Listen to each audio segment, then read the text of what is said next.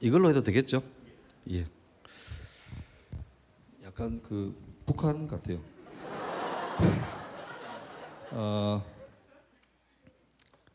예.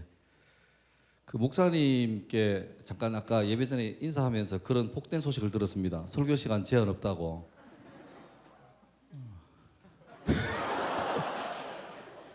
저도 어지간히 할게요. 예. 아직 설교하기 전인데 제가 최근에 고민이 하나 있습니다. 보시면 알겠죠. 외모에 대한 고민은 타고나서부터 고민이고 원래 제가 나이가 47인데요. 한 2, 3년 전부터 현격하게 탈모가 오기 시작했습니다. 웃으면 안 돼요. 이런 거는 남의 아픔인데 고민인 게 이게 답이 없어요.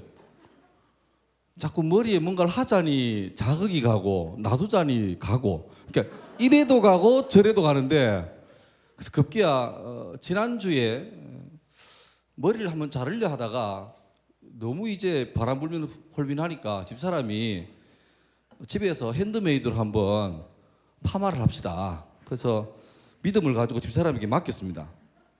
예상외로 잘 나왔어요. 학교 가니까 다 쌤들이 이제 본심인지 몰라도 괜찮습니다 이렇게 말해주셔가지고 좋아했는데, 문제는 이게 집에서 하다 보니까 약효가 세지 않잖아요. 날이 갈수록 머리 감을 때마다 현격하게 이렇게 풀려가는 거죠. 오늘 아침에 이제 대형교회 온다고 머리를 감고 드라이를 아무리 해도 이게 안 나오는 거예요. 그래서 왁스를 발랐죠. 난리가 났습니다. 그래서 다시 감고 대충 마르고 왔어요. 일단 설교 앞서서 여러분에게 1시간 동안 안구에 테러 당하게 하심을 심심한 사과의 말씀을 드립니다. 근데 하고 싶은 말은 뭐냐니까, 그 만사의 때가 있잖아요. 모든 것에 때가 있어요.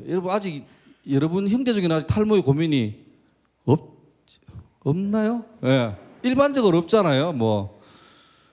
그러니까 있을 땐 몰라요. 그런데 그 기회가 날아가면 그때가 얼마나 찬란했고 소중했던지를 아는데, 옛날 어른들이 그때를 가리켜서 만시지탄이라 합니다. 만시지탄. 또 하나 더, 혹시 보셨는지 모르지만 저는 약간 걸음걸이가 약간 불편해요. 약간 남들 볼 때 목사님 다리 불편합니까? 이렇게 말하는데 요새 말하면 불편합니다. 그래 말해요. 저는 30살에 뒤늦게 축구의 맛을 봐가지고 미친 듯이 축구했습니다. 일주일에 3번, 주일, 화요일, 목요일. 그래서 축구팀 이름을 주화목이라 짓고 죽도록 했습니다. 죄송한 소리지만 새벽기도 못 가는 날이 있어도 조기 축구 안 가는 날 없었습니다. 덕분에 교회에서 이렇게 해외 단기 선교 갈 때, 의료 선교 하잖아요. 할 때 저희 교회에서는 축구 선교를 갔습니다. 가서 처음 들어보는 나라였습니다. 키르기스탄이라는 나라에 가서 그 나라의 국가대표팀 전용 훈련장에 가서 그 나라의 대학 대표 선발하고도 게임하고 이렇게 했습니다. 10년 동안 열심히 했더니만 남은 것은 연골 다 나갔습니다. 주사를 2번 맞고 물 빼고 무릎이 아파서 병원 갔더니만 장로님 하시는 말씀이, 내가 이제 수술을 해야 되니까 연골 수술을 합시다 하니까 장로님이, 목사님 국대도 아니지 않습니까? 이쯤 하십시오. 이제 기도나 하시고 축구를 좀 그만하시라고. 지금은 그래서 축구에서 공식적으로 은퇴한 지가 한 7년 됐습니다. 40대부터 딱 접고 너무너무 그리웠죠. 한동안은 계속 조구직구 나갔습니다. 나가서 게임은 안 하고 시다바리 하면서 이렇게 너무너무 그리웠어요. 그러니까 못하는 거죠. 이제 설교 들어옵니다. 오늘 제가 이제 디모데 헌신 예배라고, 디모데가 대학부래요. 그리고 제가 참 많이 놀랐습니다. 와보고 본당에는 주로 다음 세대가 있고 저기 먼 곳에 어른들이 계신데요. 그래서 내가 속으로 이런 교회가 가능한가? 왜냐니까 제가 이렇게 중고등부나 청년부 헌신 예배를 자주 다니는 편인데 가보면 이렇게 이런 사이즈잖아요. 그러면 성가대에 한 30명 정도 대학부가 앉아 계세요. 다 합니다. 헌금하고 특성할 때 이제 그 인원의 반은 헌금 이렇게 거두러 다니고 반은 특송해요. 그런 게 일반적이거든요. 근데 여기는 지금 교인이 이게 단 건 아니죠. 저기에 마네킹 갖다 놓고 이게 AI 갖다 놓고 하는 거 아니잖아요. 그러니까 되게 놀랍습니다. 놀랍고 이런 교회가 있나 싶을 정도로 저는 지금 적장이 충격받고 있고 왔을 때도 그냥 여러분이 짧은 찬양을 같이 했지만 야 이거는 그냥 보여지는 건 아니다. 이 내공이다. 그게 느껴질. 그러니까 여러분 하여튼 좋은 교회 다니고 있음을 감사하시길 바랍니다. 좋겠습니다. 그런데 제가 이제 머리도 이 지경이고 무릎도 그 지경이 되다 보니까 아쉬운 게 왜 좀 더 머리 많을 때, 그건 좀 이상하지만 하여튼 왜 좀 더 무릎이 좋을 때 마음껏 뛰지 못했을까? 저는 지금 뛰면 자꾸 한쪽으로 쏠립니다. 이렇게 안 맞아요, 밸런스가. 그러니까 우리에게 충분한 기회가 있을 때 하나님 앞에서 더 이 내게 있는 것을 가지고 그러니까 잠재력이죠, 가능성이죠. 이걸 어디에 쓸 수 있는데 내게 좋은 게 있을 때 그 좋은 거를 정말 귀한 것에 쏟아붓지 못하고 다른 것에 쏟아붓고 나면 그 절대 시간이 지나고 나면 이제는 하고 싶지만 할 수 없을 상황이 이릅니다. 그래서 솔로몬도 뒤늦게 고백하죠. 헛되고 헛되다. 그게 인생이 비참하단 말이 아니라 자기가 돌아보니까 왜 내게 지혜와 부귀와 건강과 능력이 많을 때 그때 방향을 못 잡았을까 그런 고민 같아요. 소개받았지만 저는 2008년부터 지난 8월 말까지 경북여상이라는 학교에서 13년간 교목으로 근무했고 9월 1일자로 서문시장 위에 있는 대구제일고등학교의 교목으로 이제 발령받아서 근무 중에 있습니다. 저는 학교에서 뭐 교목하니까 좀 학교 나무렇게 사는데 지난 학교에서는 성류남하고 저하고 라이벌이었고 이번 학교에서는 은행남하고 제가 라이벌인데 교목으로 근무하면서 학교에서 수업도 합니다. 혹시 여러분 중에 미션스쿨 나온 사람 있습니까? 그러면 약간 이해가 빠를 겁니다. 그러니까 애들이 놀래요. 학교에서 목사가 있다는 걸 보고 놀랍니다. 특별히 경북여상은 그나마 아이들이 자기가 지원해서 온 학교이기 때문에 알고 오는데 지금 현재 근무하는 제일고등학교는 소위 말하는 인문계 뺑뺑이 돌리는 학교입니다. 50 보는 게 아니라 그냥 선발 그냥 랜덤으로 오는 거죠. 와 보니까 고등학교 수업 과정에는 우리나라 교육 과정에서 국영수, 그죠? 수리, 외국어, 언어, 그 다음에 사탐, 과탐, 또 그 외에 음악, 미술 뭐 이런 거 하는데 하다 보니까 너무 이제 입시 경쟁, 많이 잘 외우고 잘 쓰고 원하는 답을 잘 쓰는 것으로 평가가 돼버리니까 점점 애들이 똘똘해지는데 문제는 인성에 현격한 결여가 있어요. 그 정부에서 큰 마음 먹고 고등학교 수업 과정 중에 교양 과목을 만들자. 이건 수능은 안 치지만 적어도 인간 됨됨이를 위해서 만들자. 그래서 이거는 과목을 픽스하지는 않고 한 8개, 10개 정도의 과목을 줍니다. 뭐 심리학, 교육학, 철학, 논술, 논리학. 그 중에 하나가 종교학입니다. 그래서 그걸 택하면 그걸 듣게 되죠. 그거는 뭐 수능도 관계없고요. 진짜로 말 그대로 교양 과목입니다. 그 현실은 어떤 줄 압니까? 대부분 학교 가면 그런 과목 개설해 놓고 잘 된 학교도 있겠지만 대부분 학교는 1학년 3월 첫 시간부터 자습 줍니다. 왜냐하니까 학교에서 심리학 수업인데 심리학 전공하신 분이 잘 안 계세요. 근데 종교학 같은 경우에는 딜레마가 있는 게 정부에서 나오는 종교학 교과서는 말 그대로 종교학입니다. 기독교가 아니고 종교학입니다. 그 종교의 사회성, 종교의 윤리성이 가르칩니다. 그리고 기독교에서 나온 종교학 책을 보면 1학기 때는 종교 개론 가르치고 2학기 때는 기독교를 가르칩니다. 그러니까 저는 본래 그랬었어요. 책이 있지만 책대로 안 하고 하고 싶은 말 다 했습니다. 2시간 동안 욕 수업하고 욕하지 말아요 이 수업하고 3시간 동안 뭐 담배 피지 말아요 수업하고 이랬는데 원래 갑자기 다 아시는 것처럼 코로나가 터지면서 학교에서 애들이 못 오니까 뭘 하래요? EBS 온라인 클래스를 하래요. 교사들이 제일 싫어하는 게 뭔지 압니까? 혹시 교직 전공하신 분 있을지 모르겠는데 교사들 제일 싫어하는 거 극히 많은 게 뭔지 압니까? 수업 공개입니다. 내 수업을 누가 본다고? 내 수업을 누가 평가한다고? 굉장히 예민합니다. 그런데 문제는 뭐예요? 온라인 클래스 수업은 내가 EBS에 그 영상을 올려놓잖아. 탑재하면 모든 사람이 다 볼 수 있습니다. 아이가 본다 하지만 아이가 보는 게 아니라 엄마가 볼 수도 있고 다른 수업은 괜찮아요. 뭐 부담스럽지만 하면 되는데 제일 학교에서 조심스러운 과목이 종교학 수업이에요. 그래서 고민했죠. 어떻게 할까 하다가 올해는 아예 작정하고 오케이 그러면 다른 민원이 발생 안 하게 책대로 하자. 책들. 그래서 지금 현재 20일간까지 책들 하고 있습니다. 내일부터 이슬람 수업합니다. 재미있습니다. 그런데 제가 2008년도 경북예산의 교목으로 가기 전까지 저는 2004년도에 목사 안수 받았으니까요. 또 20살 때부터 20살 8월 달부터 신학교 다니면서 전도사를 시작했습니다. 빨리 했죠. 지금 생각하면 왜 했나 싶어요. 애 가르치는 건데 내가 20살이고 고3을 가르쳤습니다. 6개월 빨라요. 내가 쟤보다. 근데 전도사였고 학생이었어요. 그런데 하여튼 그렇게 쭉 하면서 하나님이 희한하시게 한 번도 군대 갔다 온 거 빼고 한 번도 중간에 교회사에 갈 때 청소년부를 놓친 적이 없습니다. 계속 청소년만 했습니다.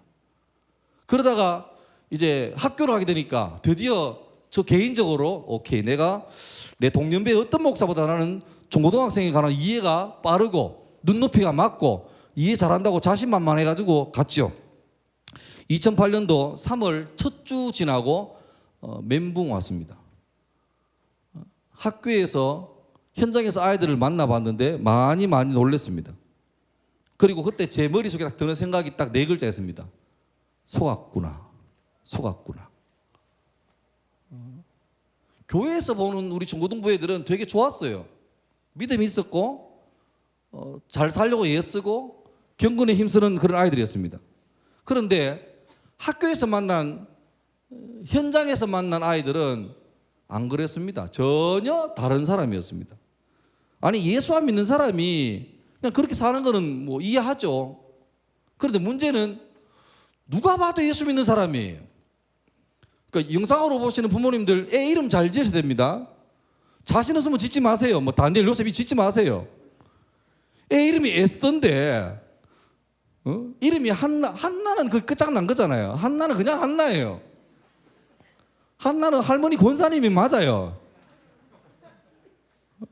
저는 헬레나도 봤고 뭐 그래요. 특히 뭐 교회 제일 많은 이름 중에 하나 은혜, 지혜, 하영이, 하은이, 예은이, 뭐 성은이 전부 다 그런 거예요. 하은이 뭐죠? 하나님의 은혜. 예은이는 예수님의 은혜. 하선이는 하나님의 선물. 하여튼 그런 거. 좀 그런데 그 이름을 달고 있는데 학교에서 말하고 행동하는 거 보면 전혀 넌크리스찬하고 구분이 하나도 안 돼요. 충격이었습니다. 그러니까 뭐 여러분 중고등학생 다 욕하는 거 알죠? 여러분 지금 이런 식으로 처음 듣는 소리인데 그런 가정스러운 모습 하지 마세요. 다 알아요. 그래요? 이해하지 마세요. 요즘 우리나라 중고등학생들은요, 강단은 죄송합니다. 존나가 욕인지 몰라요. 비교부사래, 비교부사. 욕인지 몰라요. 그러니까 태도나 말도 문제지만 더 큰 충격이 뭐냐 하니까 그들이 살아가는 가치관의 문제였어요. 그러니까 예수 믿는다는 애들이 안 믿는 사람하고 같이 살지만 살아가는 목적, 방향은 달라야 되잖아요. 그런데 내가 현장에서 본 바로는 목적이 다르게 사는 사람은 거의 없었다고 보는 게 맞는 것 같아요. 극소수가 있긴 하지만 일단 욕을 안 하는 사람은 없어요. 이건 제가 자주 얘기하고 다니는데 런치피 얘기했나 모르겠는데요. 욕을 안 하는 사람은 없다고 봐야 돼요. 다 해요. 영상을 보시는 부모님들 다 합니다. 100%입니다. 저는 학교에서 꼭 원래는 못했지만 보통 때는 5월달, 4월달에 꼭 2시간 혹은 3시간에서 수업을 따로 합니다. 욕 수업을요. 다른 거 안 해요. 욕의 어원을 설명해 줍니다. 첫 시간 가서 자, 욕 수업 하자. 애들이 막 다 일납니다. 뭔 수업이요? 욕 수업 하자. 자, 너희들이 즐겨서는 욕을 한번 말해봐. 그러면 아까 여러분처럼 그렇게 반응해요. 저는 욕 몰라요. 이딴 식으로 반응합니다. 욕이 뭐예요? 막 그래요. 그래서 내가 이제 자신감을 좀, 괜찮아, 해봐. 오늘은 목사지만 내가 귀를 씻고 왔단다, 해봐. 이러면 조용하게 쪽에서, 개새끼, 뭐 이렇게 해요. 그럼 내가 칠판에 적어요. 이게 무서운 게 선빵이 무서워요. 하나가 나오기가 어렵지. 나오면요, 본물 터지듯이 계속 나옵니다. 애들은 22명인데 여기가 40가지가 계속 나와요. 근데 그 중에서 대부분 욕들은요, 요건 그 표준어가 없잖아요. 그러니까 변형이 자유롭습니다. 아까 말했던 그 비교부사 그건요 뭐 졸라 열라 이리 막 나옵니다. 그게 근본 가면 그거 나오죠. 그래서 대충 한 7, 8개 정도 모입니다. 주로 많이 나오는 게 그냥 나게 그죠? 그다음에 말 뭐 18 그죠? 나오고 또 뭐 개형 나오고 뭐 이렇게 나와요. 그럼 제가 이제 그거를 대충 국어학적으로 설명해 줍니다. 뜻이 뭔지. 내 소리가 아니고 국어학자들이 이렇게 연구했던 어원이 뭔지 설명해 줍니다. 요건 전부 다 2개밖에 없습니다. 성적인 것이고 저주입니다. 그거밖에 없어요. 우리 흔히 아는 그 도구 베이비도 사람을 짐승으로 비하한다? 그 정도는 양반이에요. 그거 아니에요. 입에 담지 못할 생각이 다 더러워요. 그런 게 있어요. 그러니까 그런 걸 해놓고 이제 내가 마지막에 이제 도전하죠. 자, 이때까지 몰랐으니까 했던 것은 정상 참작이 된다. 근데 이제 다 알았으니 지금부터 쓰고 말고는 누구 책임이다? 너희 책임이다. 하면서 꼭 그 수업 전에 뭘 하냐니까 먼저 물어봐요. 자, 양심 고백하자. 태어나서 아니면 적어도 나는 살면서 욕을 안 한다 손 들어봐. 그러면 애들이 이렇게 막 조용하죠. 몇 명이 듭니다. 저요! 하면 옆에가 네가 제일 많이 해! 삐! 그러고 이제 끝나는 거죠. 그런데 수업하다 보니까 해마다 없었는데 어느 해는 수업하니까 다른 반 이렇게 그 반 수업하는데 자기 반 없어요. 근데 이런 말로 쌤, 뭐 저한테 뭐 목사님, 선생님, 종교쌤, 목사쌤, 교목쌤, 뭐 교목사쌤 뭐 마음대로 부르는데 누가 말해 제보를 해요. 3반 가면 하나가 있대 욕하는 애가. 너무 기뻤어요. 저 목사니까 이런 기대를 했죠. 제발 그 3반에 어떤 애는 목사님 딸이거나 장로님 손녀여라. 그런 마음의 축복이 있죠. 드디어 그 반에 갔습니다. 모른 척하고 물어봤습니다. 자, 양심에 손을 얹고 욕을 안 하는 사람 손 들어봐라. 하니까 아무도 안 들어요. 이상하죠? 다시 뭐 괜찮아. 이거는 뭐 자랑할 만한 일이니까 손 들어봐. 그러니까 아무도 안 드는데 여러 명의 애가 한쪽 애를 보면서 야 들어 그래요. 그러니까 마지못해 손을 이래 해요. 내가 물어봤죠. 드디어 그 애를 만난 거예요. 그래서 너 욕 안 하냐? 이래 물어보니까 나를 이렇게 올려보더니만 고개를 숙여요. 말을 안 해요. 그래서 내가 다시 물었어요. 괜찮아. 너 욕 안 해? 다시 이래 보고 약간 분위기 묘하죠. 다시 물었죠. 괜찮아 말해봐. 너 욕 안 해? 하니까 옆에 있던 애가 답답했던지 쌤! 걔 말을 안 해요. 그래요. 그러니까 얘가 언어적으로 장애 있는 건 아닌데 소심함의 극치를 달리는 거죠. 너무 소심해서 담임도 얘 말을 못 들었어요. 상담할 때 물으면 그냥 이게 다예요. 그러니까 말을 안 하니까 욕을 할 기회가 없는 거죠. 그러니까 제가 학교에 있으면서 자신 있게 욕 안 한다고 확증받은 애는 걔 하나밖에 없습니다. 아까 말했던 한나도 욕 잘합니다. 하은이 장난 아닙니다. 서근이 욕제입니다. 전문가입니다. 욕을 막 창조하고 막 눈에서 먹물을 뽐다 그러고 막 그 무서운 애예요. 그러니까 태도에도 구분이 안 되지만 살아가는 가치 자체에도 별 차이가 안 나는 걸 보고 너무너무 놀랐습니다. 그리고 멘붕이 왔죠. 야, 참 이게 뭔가 학교 가서 내 우군이 있어야 같이 힘을 모아서 세력을 확장해 갈 건데 이게 뭐 아무도 없어요. 심지어 이거 팀킬 같은 얘기지만 학교에 가면 선생님들 계시잖아요. 그러니까 저희는 기독교 재단이지만 교사들이 100% 크리스찬이 아닙니다. 일반학교 똑같아요. 교사 중에 한 30% 정도가 크리스찬입니다. 그러니까 제가 너무 놀랐던 게 회식이었습니다. 회식을 해요. 제가 갔죠. 가니까 그 전까지 교목 회식 안 갔대요. 약간 이런 거죠. 까마귀 노는데 백조야 가지 마라 뭐 이런 분위기였어요. 그러니까 와서 친목회장님이 목사님 저 금요 회식인데 하면 금요 기도회가 있었어 그만 이렇게 빠지는 분위기였어요. 근데 몇 년 지나다 보니까 아니 학교 애들도 내 사역의 대상이지만 이 교직원들도 내 사역 대상이잖아요. 그래서 내가 가기로 했습니다. 그날도 왔길래 저 목사님 오늘 저 수업 마치고 친목회 있는데 목사님 뭐 금요 기도회 때문에 안 되시겠습니까? 가겠습니다. 이러니까 그분이 놀랐어요. 예? 가야죠. 갔죠. 가보니까 식당 하나를 다 이렇게 빌렸는데 이미 그 테이블 앞에는 다 카스, 뭐 칭따오 뭐 이런 것들이 올라와 있고 뭐 여러분 모르는 척 그렇게 하지 마세요. 내가 당황스럽잖아요. 그게 뭐예요? 음료수예요? 이러지 마세요. 뭐 이게 너무 분위기 희한한 거 아닙니까? 가야 될 자리가 아닌 것 같았어요. 나 하나 때문에 한 70명이 불편한 거예요. 전부 다 본래 이제 딱 교장에 와서 막 위하여 이래야 되는데 위하지를 못하는 거야 아무도. 그래서 내가 또 그런 것도 그래 같아가지고 내가 아이 하시라고 하니까 교장 선생님이 해도 되겠습니까? 뭐 했어요. 난 저 구석에 이제 소위 이제 비주류 술을 안 드시거나 한약을 드시거나 그런 분들은 내 테이블에 다 와가지고 이렇게 목사가 나를 쉴드 해주겠지 그런 마음이죠. 그래 있는데 재밌었어요. 막 이제 그 처음에가 힘들지 이분들이 이렇게 알코올 들어가니까 막 딸리는 거예요. 나중에는 목사고 뭐 없어요. 그냥 막 하더니 막 피크 이르렀을 때 한 분이 내게 이렇게 잔에 갈색 음료를 들고 와서 이미 다리도 풀렸어. 이래가 막 뭐쌤 이러고 와가지고 탁 내리면서 한잔 왔어 이러는 거예요. 도전이죠. 내가 속으로 이것이 미쳤나. 근데 내가 정중하게 부장님 취하셨습니다. 과하십니다. 그러니까 정신이 멀쩡해요. 에이 드셔보시라. 부장님. 그러니까 제가 농담으로 어제 끊었습니다. 그러니까 뭘 끊어? 내 친구도 목사인데 다 하고 뭐 장로도 하더만 이런 거예요. 그때 속으로 막 고민했어요. 진짜 이거를 술잔을 가지고 부어? 아니면 여기 부어?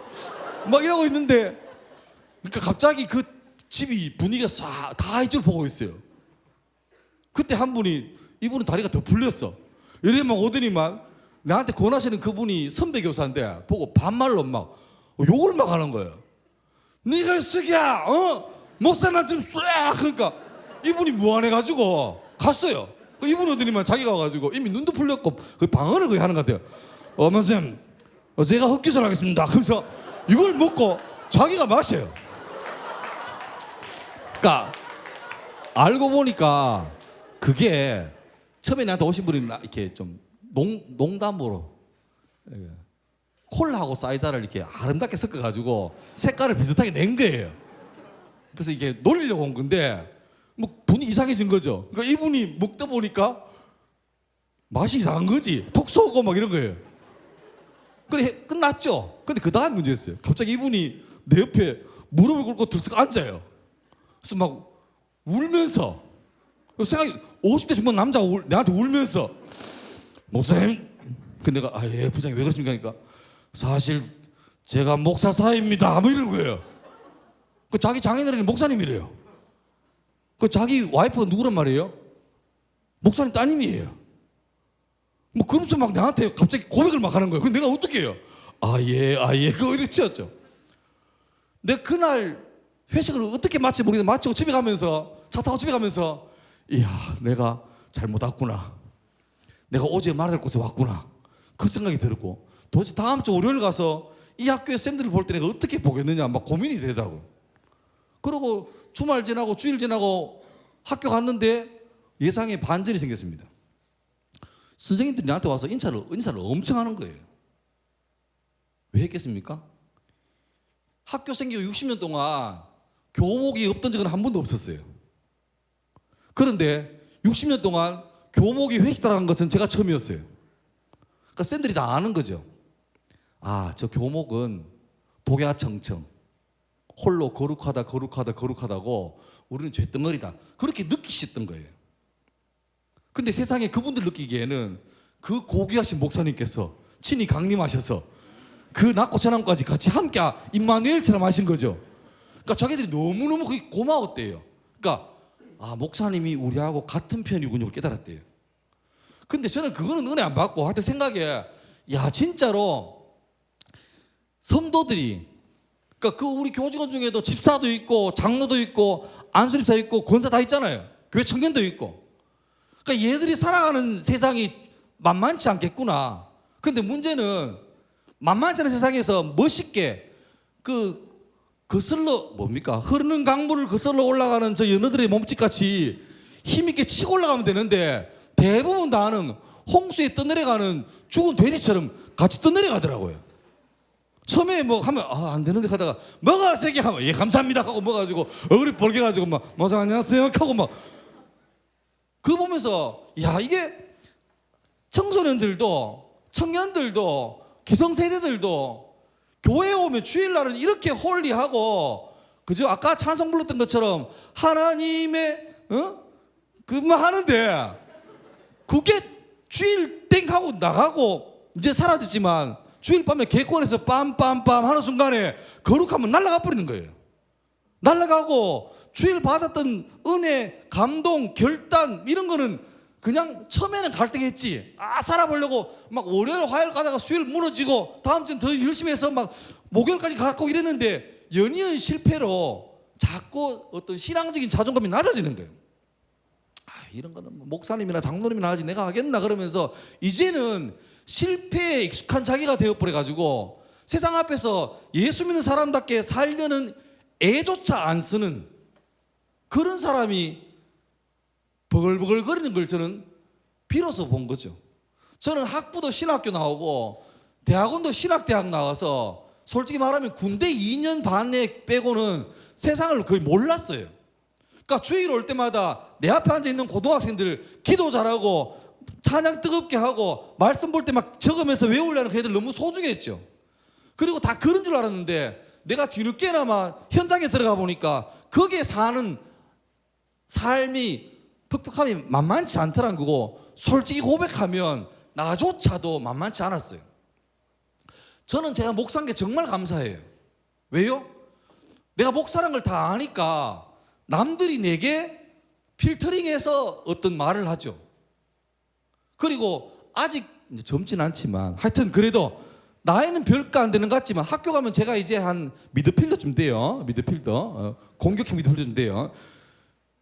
그쯤 되지만 그러니까 그 위에 있는 분들도 저한테 함부로 안 하잖아요. 여러분 형제들 군대 가던 형제들 군목 알죠? 군목은 계급이 대위고 소령이라도 대령도 함부로 못 하잖아요. 그러니까 그런 예우를 해줘요. 교목 가면. 자랑 하나 할까요? 제일고등학교 가면 선생님들 주차장이 있잖아요. 다 랜덤이에요. 딱 3자리만 지정석이 있습니다. 교장, 교감, 교목. 할렐루야. 이제 이렇게 그 기분 압니까? 늦게 가도 내 자리는 있어요.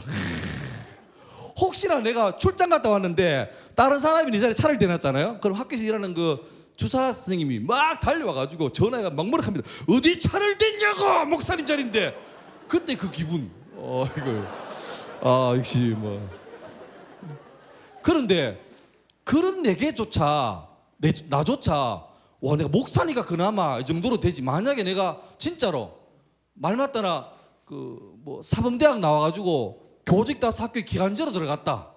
믿음 있는 청년인데 여러분 그 청년이 그 학교 현장에서 층층 씨하잖아요. 자기 위에 뭐 부장님 있고 뭐 있잖아요. 교감이 그런 데가 회식 가가지고 막 일할 때 거기서 막 도도하게 저는 주를 믿는 청년입니다. 세상에 환난 핍박이 와도 저는 굴하지 않습니다. 잔을 붓겠습니다. 푹. 이럴 수 있는 용기가 있을까요? 저도 그렇게 가르쳤어요. 물론 제가 그렇다고 이걸 마시라고 막 이렇게 권하지는 않았습니다. 근데 함부로 판단하기가 쉽지 않은 걸 제가 알았던 거죠. 제가 느낀 느낌은 이미 중고등학생도 대학생도 청년들도 내가 현장에서 본 바로는 그들이 믿는 하나님은 안 믿는 사람하고 삶의 태도에서 어떤 차이가 나느냐 거의 차이 안 나는 것 같아요. 근데 굳이 차이 나는 게 뭐냐니까 내 꿈을 이루기 위해서 적재적소에 필요한 램프의 요즘 진이 같은 존재가 하나님입니다. 그 얘기는 자주 하고 다녀요. 진이는 능력이 많죠. 하지만 비비는 사람이 갑이에요? 진이가 갑이에요? 말씀을 하세요. 누가 갑이에요? 진이가 갑이에요? 영화를 다시 보세요. 알라딘을. 누가 갑이에요? 진이가 능력 많고 파워풀하지만요 그 진이는 그 능력을 자기 마음대로 못 써요. 비비는 그 주인이 시키는 대로 해야 돼요. 우리가 믿는 하나님은 우리는 분명히 하나님을 부를 때 주님이라 부르잖아요. 주라는 말은 롤드입니다. 롤드. 주인이에요. 그럼 나는 뭐죠? 종이에요. 주종 관계면 종된 나는 주인이 시키는 걸 하면 되는 사람이에요. 그거 하면 됐고 그거 선 넘어가지고 자기가 주인도 아닌데 고민할 필요 없어요. 그런데 우리 삶을 잘 들여다보면 우린 대부분 하나님을 예수님을 주라 부르는데 정말 중요한 순간에 주님의 결재를 안 기다리고 내가 선택을 해요. 그리고 위기가 닥쳤을 때 그때 주님을 찾죠.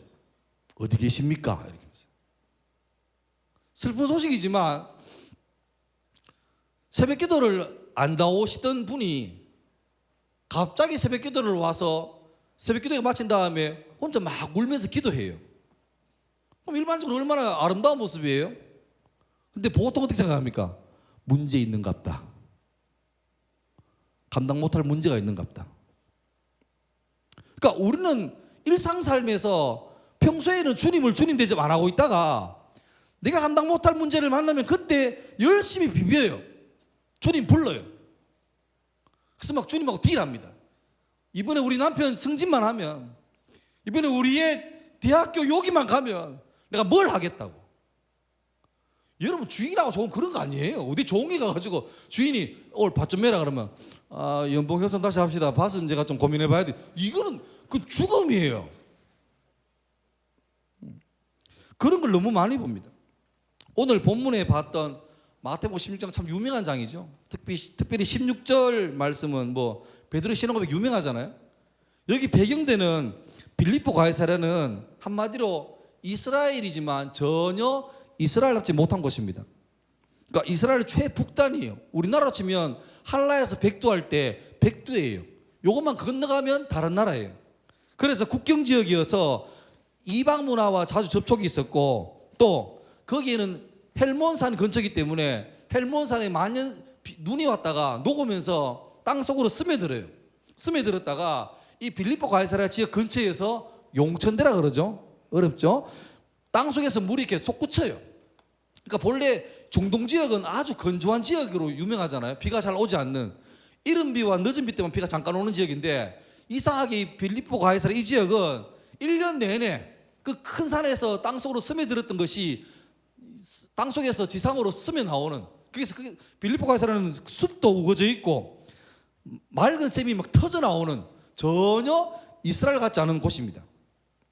본래 이 지역의 이름은 바니아스인데 바니아스는 그리스의 신화에 나오는 판, P-A-N, 판이라는 신의 이름을 따서 바니아스라 불렀습니다. 판은 상체는 사람이고 하체는 염소예요. 그러니까 염소 몸에다가 사람 상체가 붙어있는 이상한 모양이에요. 목축의 신이고 또 목축이 잘 되면 부자가 되니까 풍요의 신입니다. 그리고 이 바니아스 판이라는 신이 피리를 불어요. 피리를 잘 불어요. 너무너무 아름답게 불어요. 피리 불면 그 소리를 들은 여성들이나 또 아니면 짐승들도 이 피리 소리를 듣고 막 넘어가요. 그러면 이 판이라는 이 신이 그 사람 동물 가리지 않고 그 여성이나 그 동물이나 유혹해가지고 성관계를 맺어요. 그래서 이 판이라는 신은 쾌락의 신, 그러니까 목축의 신, 풍요의 신, 쾌락의 신입니다. 판이라는 신이 불던 피리가 뭘까요? 여러분 들어봤을걸요? 펜플룻. 처음 들어봅니까? 펜플룻이라는 그 펜이 P-A-N입니다. 그러니까 이걸 부는 거예요. 그러니까 본래 그런 지역이었습니다. 그리고 로마 제국이 이 지역을 점령한 다음에 빌립보 가이사랴잖아요. 가이사랴가 뭡니까? 로마 황제예요. 황제. 시저, 카이저. 그래서 이름을 바꾼 다음에 이 도시를 황제 숭배의 센터로 만들어버립니다. 그리고 그 빌립보 가이사랴에는 그리스의 가장 주신이었던 제우스를 섬기는 신당이 있는 곳입니다. 보세요. 이 가이사랴 빌립보는 이스라엘 같지 않은 곳이에요. 환경도 너무 다르고 이스라엘들도 요 하나님을 섬기는 신앙으로 좀 통일성이 있는 나라지만 여기에는 온갖 잡다한 황제 숭배, 판이라는 우상을 섬기고 제우스를 섬기고, 그래서 이 이 지역에는 황제라는 권력을 신처럼 떠받드는 사람들, 그 다음에 제우스를 섬기면서 당시에 그리스 문화가 트렌드니까 최첨단 문화 유행을 즐기는 패셔너블한 사람들, 그리고 판이라는 신을 섬기면서 성공과 향락을 인생의 즐거움으로 삼는 사람들, 그 사람들이 가득한 곳이 바로 이 빌립보 가이사라입니다. 다시 말하면 이 빌립보 가이사라는 동네는 하나님의 흔적도 발견할 수 없는 찐 세상입니다. 찐 세상. 여기에서 예수님께서 묻죠. 제자들에게 사람들이 날 어떻게 평가하냐 물어요. 그 답이 뭡니까? 세례요한이라 합니다. 엘리야라 합니다. 예레미야라 합니다. 선지자 중에 한 분이라 합니다. 이것 중에 누가 해도 극찬이죠. 능력 많으시고 보니까 엘리야입니다. 그 긍휼함과 사랑 보니까 예레미야입니다. 근데 예수님은 전혀 이 말에 신경 쓰지 않고 그 다음 질문하죠. 사람들의 평가는 오케이 됐고, 그러면 중요한 질문, 너는 나를 누구라 생각하는데? 이걸 물어요. 그때 베드로가 유명한 말합니다. 예, 주님은 그리스도이십니다. 그리고 살아계신 하나님의 아들입니다. 이 말 하니까 예수님께서 오케이 됐다 하시는 거죠. 여러분, 이 질문을 만약에 우리에게 하신다면, 오늘 이 자리에서 만약에 주님이 오셔가지고 여러분 내가 누구예요? 라고 물으면 여러분 베드로하고 전혀 다르지 않은 답을 말하는데 주저하지 않을 거예요. 예, 저는 그리스도십니다. 살아계신 하나님의 아들입니다. 라고 물을 거예요. 그런데 하나님께 전혀 무관심하고 오히려 적대적이고 예수님이 조롱받는 그 자리에서 물으신다면, 그 현장에서 물으신다면, 요즘 그렇잖아요. 기독교가 요즘 되게 인기 없잖아요. 아직도 교회 다니나 그런 말도 하고, 저 교회 끊었어요 그런 말도 들어봤습니다. 담배도 아닌데 교회를 끊는데요. 근데 그런 현장에서 내가 괜히 예수 믿는 사람이라고 영적인 거룩한 커밍아웃을 하면 환영받기는커녕 조롱당하고 멸시받고 왕따 되는 것을 자처하는 그런 분위기에서 주님이 내게 물으신다면 여러분 어떻게 답할까요? 세상에서 가장 먼 거리가 머리에서 가슴이래요. 많이 들어보셨죠? 그러니까 우리가 하나님이 살아계시고 좋으신 분이고 예수님만이 구주이심을 알고 믿고 있습니다. 그건 문제가 없어요. 근데 정작 중요한 문제는 우리 숙제가 뭐냐니까 내가 믿는 그 믿음을 삶으로 살아내는 거예요. 그러니까 아는데 심지어 믿는데 사는 거 보면은 안 믿는 것 같아. 믿는다고 말을 하고 뜨겁게 기도하는데 살아가는 거 보면 뭐 다 따라가면서 못 보지만 살아가는 걸 이렇게 가만히 관찰해 보면 이 사람의 삶 가운데 하나님 내 인생의 주인이라는 것을 못 찾겠어. 못 찾겠어. 여러분, 예배는 이 시대에 예수 믿는 사람이 이만큼이나 많습니다. 쪽수 자랑하는 집회가 아니에요. 이 자리는 하나님의 뜻대로 살기로 다짐하는 시간이고, 또 그렇게 다짐하며 험한 길을 자처해서 가겠다는 사람이 내 혼자가 아니라 내 옆에도 이렇게 많은 것을 확인하는 자리입니다. 그리고 그래서 서로 힘을 내고 격려하며 끝까지 그 길을 걸어가겠다고 헌신하는 자리입니다. 그리고 또한 하나님께 포기하지 않고 완주할 능력을 달라고 간구하는 그런 자리죠. 주의 나라는 쪽수로 승분하지 않습니다. 세상의 분위기나 소리에 상관하지 않고 오직 하나님만을 소망하는 방향성에서 승부가 나는 거예요. 규모가 아닌 순도와 밀도에서 승부를 걸어야 될 곳이 바로 신앙이고 교회입니다. 여러분, 우리가 사는 세상은 온갖 정보를 다 주죠.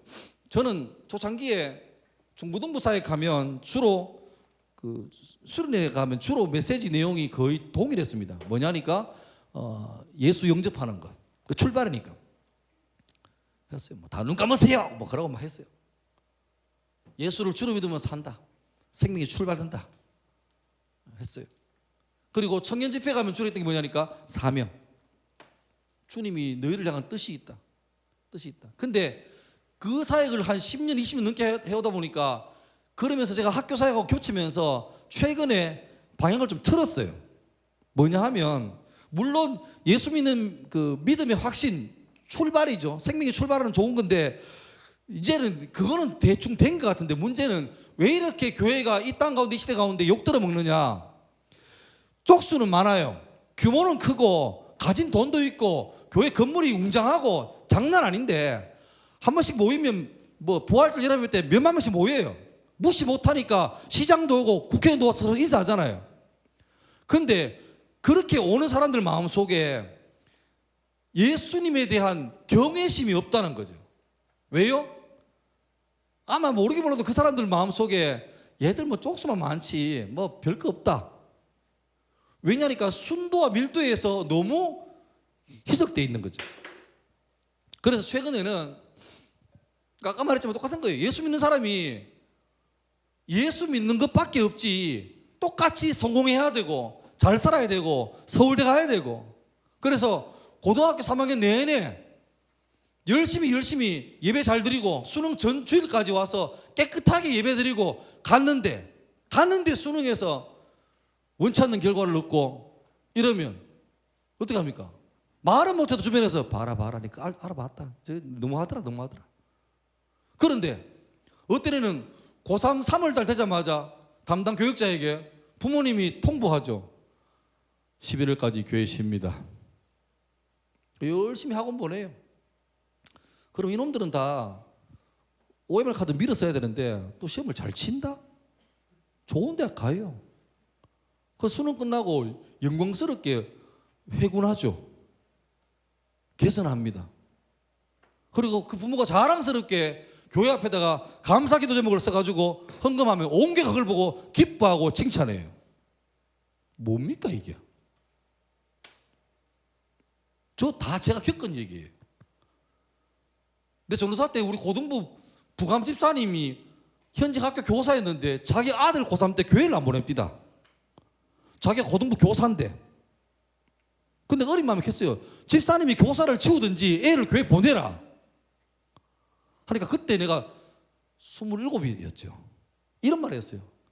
전도사님이 어려서 모르는 모양인데 애 낳아가 키가 보이소. 이런 말을 나한테 했어요. 감히. 그래 한마디 날렸죠.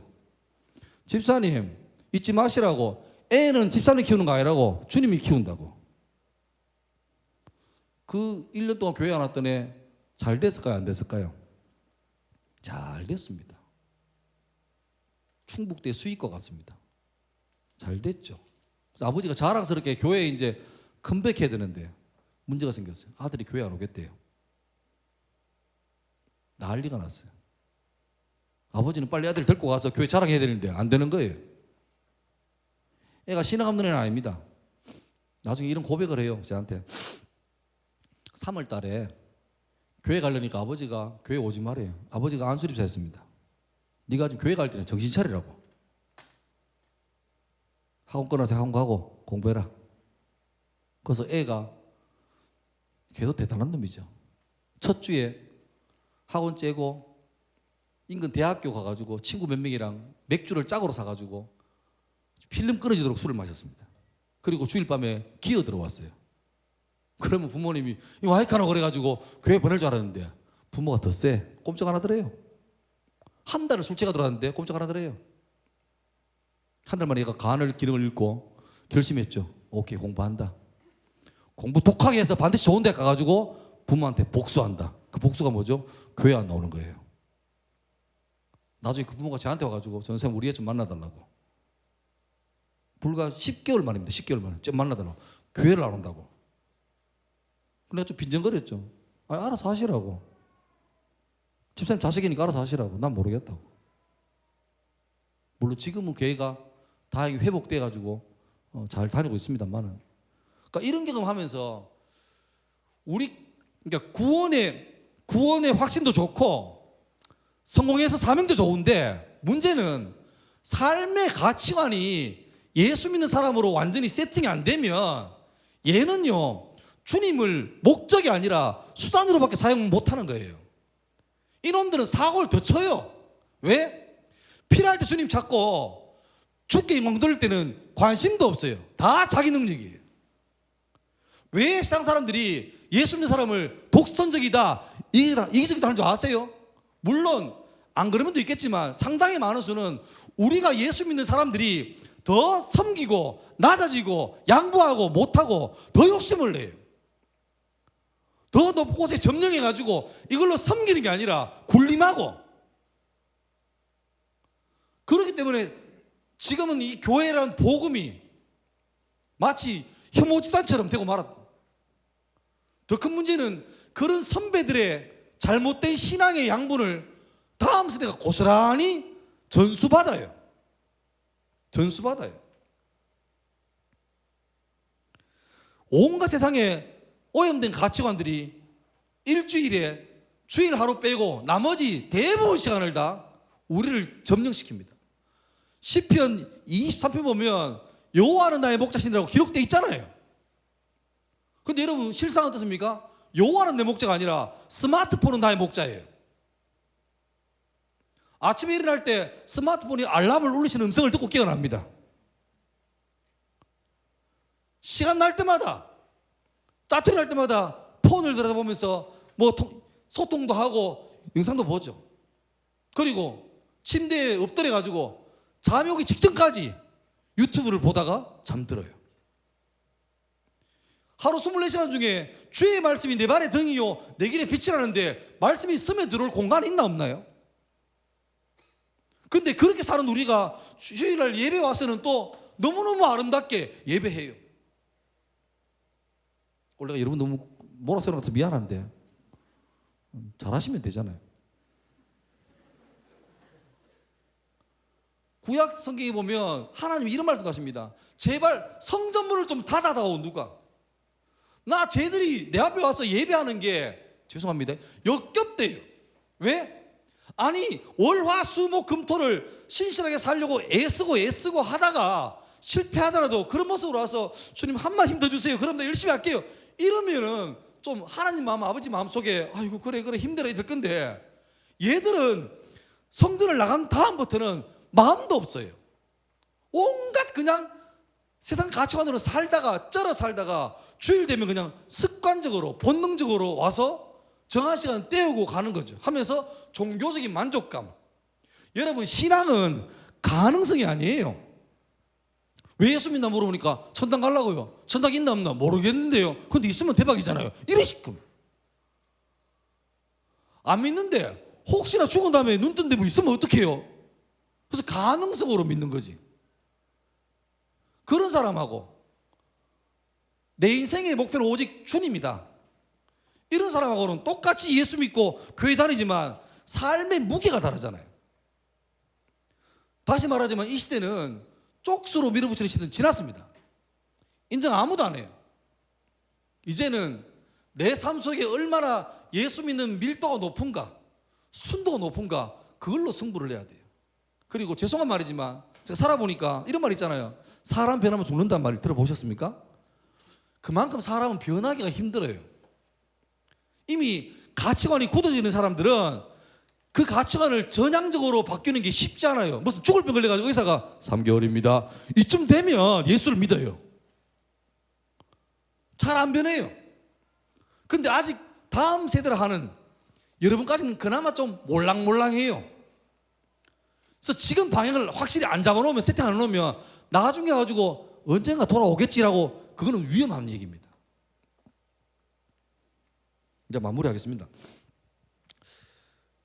안식일이란 말은 사바트란 말인데, 사바트란 말은 멈춘다는 의미입니다. 여러분 지금 아까 감동적인 그 발연기 영상을 봤지만 그 MR이 멋졌어요. 너무 완벽한 음악이었어요.